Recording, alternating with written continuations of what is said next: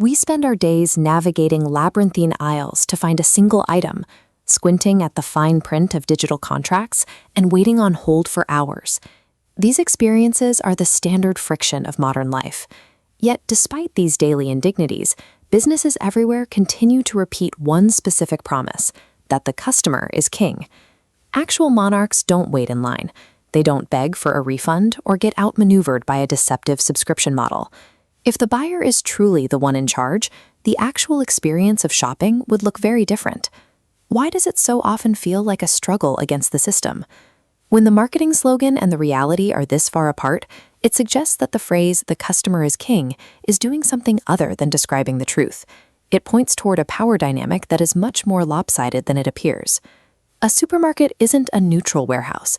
Every square foot is a result of calculated psychological engineering. Look at this store layout. The blue line represents the path a shopper wants to take. But notice how the architecture constantly blocks and diverts that path, forcing you through high-margin zones to incur unplanned spending. This same control exists in your browser.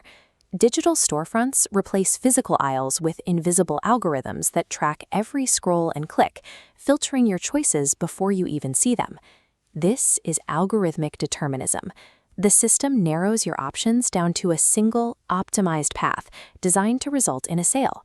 You feel as though you are making an independent choice, but in reality, you are being herded through a digital environment that was built to produce a specific behavior. Whether you are walking through a physical store or swiping through an app, you aren't ruling the space. The space is ruling you. We've all been there, trapped in an automated phone menu, waiting for a human representative who may or may not be able to help. These experiences, the long wait times and unhelpful scripts, are often viewed as accidents or poor management. In many cases, they are deliberate features of the business model. This chart illustrates engineered friction. As the number of transfers and wait times increase, the probability that a customer will simply give up on their refund climbs steadily. It is a mathematical approach to wearing you down. A king is served immediately. A modern consumer is subjected to an endurance test designed to protect the company's bottom line by exhausting your will to complain. To see who the system actually answers to, we have to look past the store level and into the corporate boardroom.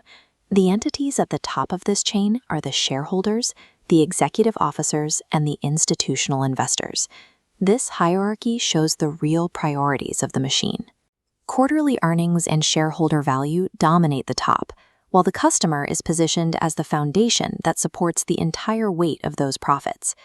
Even the employees you interact with are caught in this structure. They aren't empowered to serve you. They are trained to enforce the policies that keep those profit margins secure. In a system where everyone is subservient to the next quarterly report, the buyer sits at the bottom of the power structure, not the top. When we examine the mechanics of how stores are built, how service is managed, and how corporations are governed, the royal myth disappears. The consumer functions as an extractable resource. You are the revenue stream and the prize in a corporate tug-of-war for market share. Believing the king myth makes it easier to accept exploitation. It lulls us into a sense of false security while our data is harvested and our choices are narrowed. Breaking that cycle requires a change in perspective. Every time you open an app or walk into a store, ask, who is actually benefiting from this moment? Look at the subscriptions that are easy to start but impossible to end, or the products that offer less value for a higher price. These aren't choices made by a ruler. They are conditions imposed on a subject. You regain your agency the moment you recognize the structure for what it is. If you aren't the one making your choices, someone else is doing it for you.